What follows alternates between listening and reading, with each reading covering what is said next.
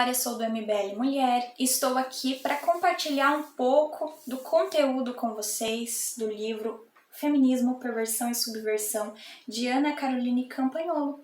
E antes de começar a compartilhar com vocês o conteúdo, quero convidar cada um a se inscrever no nosso canal no YouTube e também a seguir nossa página no Instagram e no Twitter, tá bom? Trata-se de um vídeo desafiador, porque o livro ele é muito rico em detalhes, ele é extenso, tem muitas fontes, histórias, então você precisa ler esse livro. Eu não vou dar conta de compartilhar com vocês, abordar todos os pontos levantados pela autora no livro. Vou focar nos pontos principais, tudo bem? E a autora, a Ana Caroline Campagnolo, nasceu em Itajaí, Santa Catarina, em 1990. Ela é evangélica da Igreja Presbiteriana, graduada em História, pós-graduada em Literatura Portuguesa. Foi aluna do Olavo de Carvalho. Foi eleita em 2018 a deputada estadual de Santa Catarina pelo partido PSL e se diz antifeminista. É bom deixar isso claro antes de compartilhar com vocês o conteúdo. A Ana mostra através de seu livro que todo esse papinho de direito das mulheres não passava de maquiagem. Esses direitos não são tão importantes assim para o movimento feminista. Aliás, são até negociáveis. O que toda feminista tem em comum é o compromisso com a revolução sexual. Uma socióloga alemã antifeminista, Gabriele Kubi, diz assim: muitas culturas se desintegraram pela degeneração moral, mas que a degeneração moral vem imposta por meios políticos e culturais, isso é novidade.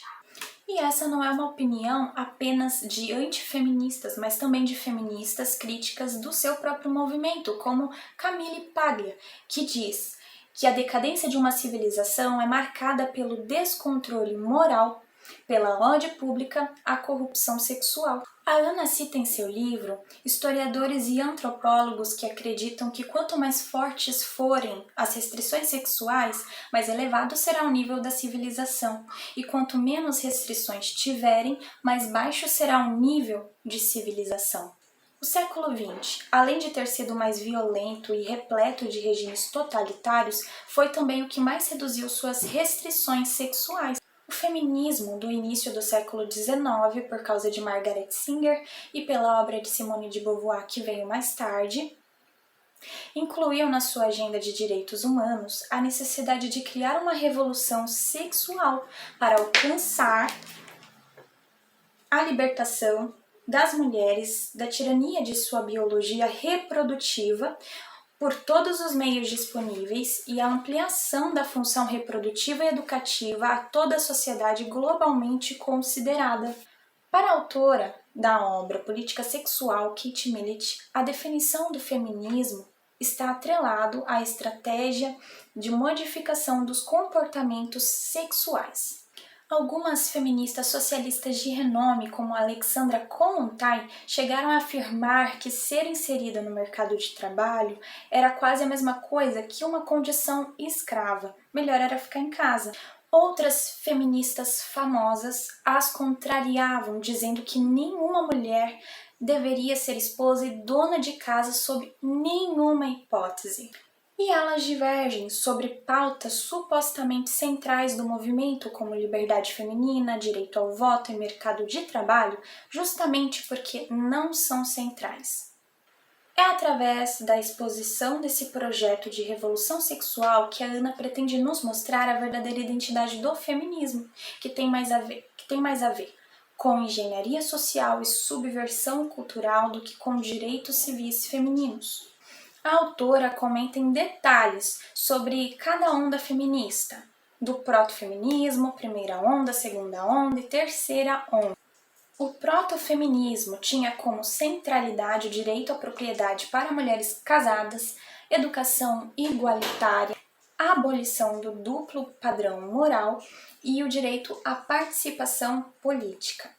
O protofeminismo tinha como centralidade o direito à propriedade das mulheres casadas, educação igualitária, a abolição do duplo padrão moral e o direito à participação política. Durante o protofeminismo, a autora nos mostra uma grande feminista que comentava que a inferioridade intelectual das mulheres com relação aos homens fazia com que o único atrativo feminino fosse a sua beleza, e que isso era prejudicial para a humanidade e para a castidade. Acreditava que as mulheres eram protegidas e privilegiadas, pois a sociedade não exigia muito delas, e como consequência as mulheres só pensavam nelas mesmas. A Ana nos mostra que durante o protofeminismo, as mulheres tinham o apoio dos religiosos, mas com o tempo as feministas foram perdendo esse apoio, pois começaram a focar em pautas que iam contra as sagradas escrituras. E vemos no livro que as mulheres só se tornaram maioria em espaços em que os homens deixaram mais confortáveis e seguros para elas. A Ana tira um trecho do livro O Sexo Privilegiado e coloca em seu livro, onde diz assim: quanto mais adversas e primitivas as condições de um dado lugar e época, menos mulheres há nele. Inversamente, o número relativo de mulheres em um dado lugar e época reflete o progresso da civilização e seus confortos. Ao longo da história, a ausência de mulheres foi praticamente total em áreas de mineração e extração florestal, canteiros de obras, aterros sanitários e etc.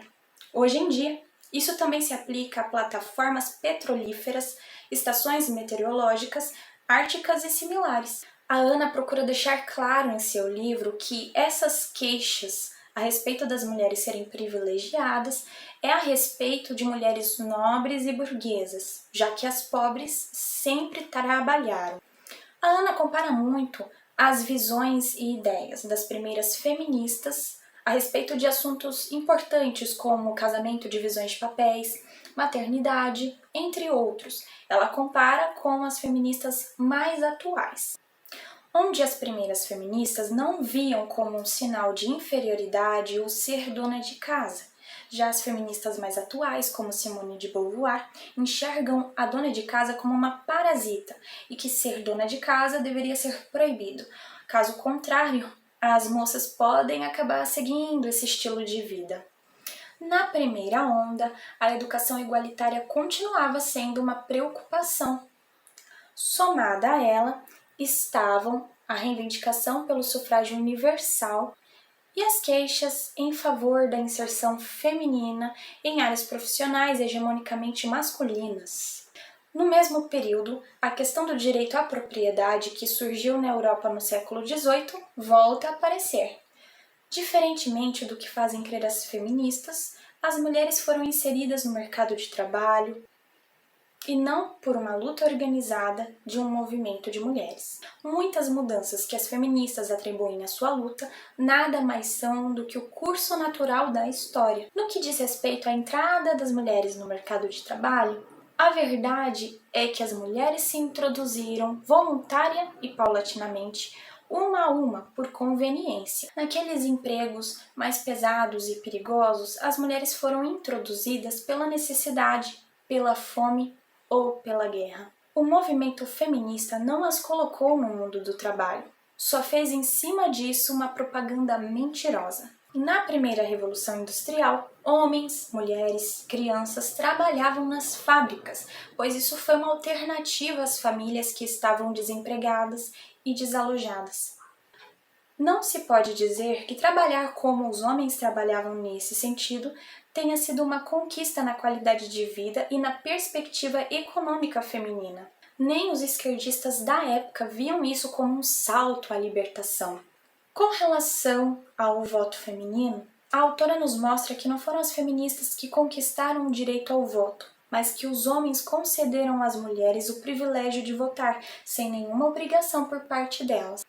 A autora diz: é importante ressaltar que, realmente, em todo o Ocidente, o direito à cidadania plena, através do voto, estava interligado ao dever de servir ao Estado estando à disposição do exército.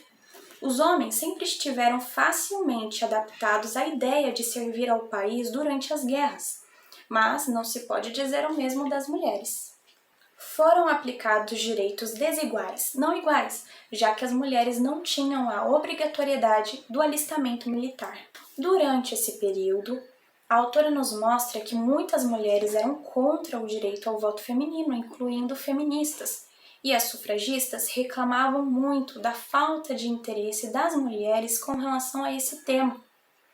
A autora nos mostra também que muitos conservadores contribuíram para o direito das mulheres.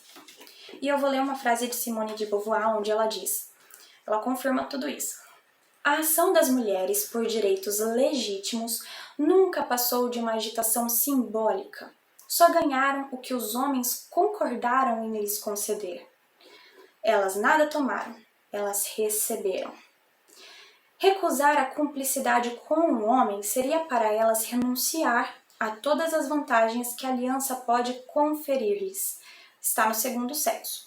Na segunda onda, o foco foi na contracepção, no aborto, a rejeição aos papéis de gênero, rejeição aos valores familiares, eugenia, entre outros tópicos. A Nova Zelândia foi o primeiro país a permitir o voto feminino. As inglesas conseguiram só depois da Primeira Guerra Mundial e, sucessivamente, outros países seguiram o seu exemplo. O período entre guerras é marcado pela decadência do movimento feminista, já que muitas das suas demandas haviam sido satisfeitas. Foi a obra de Simone de Beauvoir que ressuscitou o movimento em 1949.